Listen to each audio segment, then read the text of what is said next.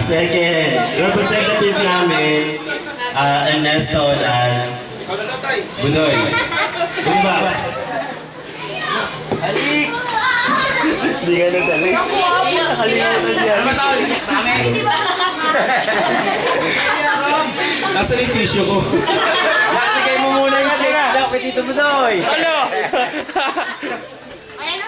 Nga pala, unang-una sa lahat, mabati ako sa inyo ng good day at Merry Christmas and Happy New Year.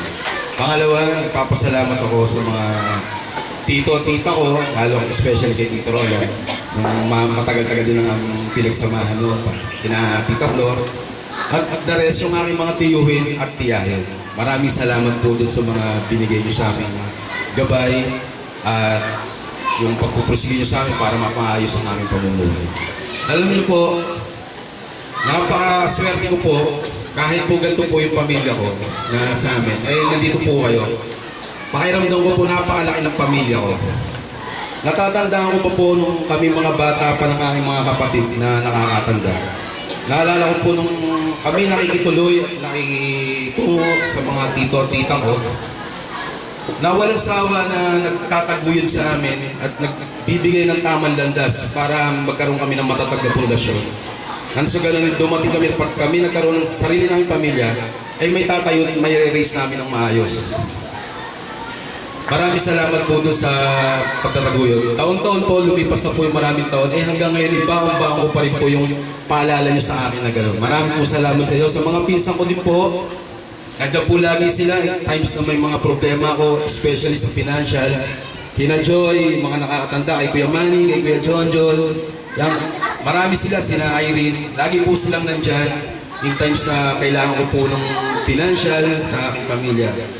Alam niyo po ako, yung pamilya ko po, masaya po ako yung maligaya ko. Dahil ako po yung may simple at maligayang pamumuhay ng aking pamilya. Simple lang po kami, hindi naman ako marangya yung pamilya ko, pero ako po yung liglig sa pagmamahal na galing po sa inyo.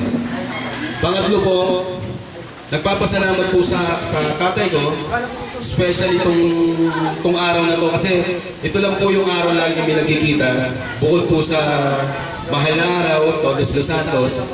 At ngayon pong pagtitipong ito, ay mararamdaman ko naman yung kanyang halik na nagbibigay inspirasyon sa akin at lakas para may taguyod ko ng aking pamilya at ngayon nakakaharap po ako sa inyo. Salamat tayo sa unal na binigay yung pilito sa akin dahil kung hindi dahil sa inyo, hindi ako magiging unal. At yun idadaling ko habang buhay at pamamana ko rin sa aking mga anak.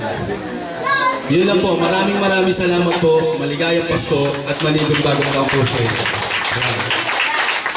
Wala nga ba na sinulat mo nun na? Wala mo kay Kriyata na sinabi mo ngayon. Alam nga ako ulit. Naiwanan eh. Naiwanan. Naiwanan pa.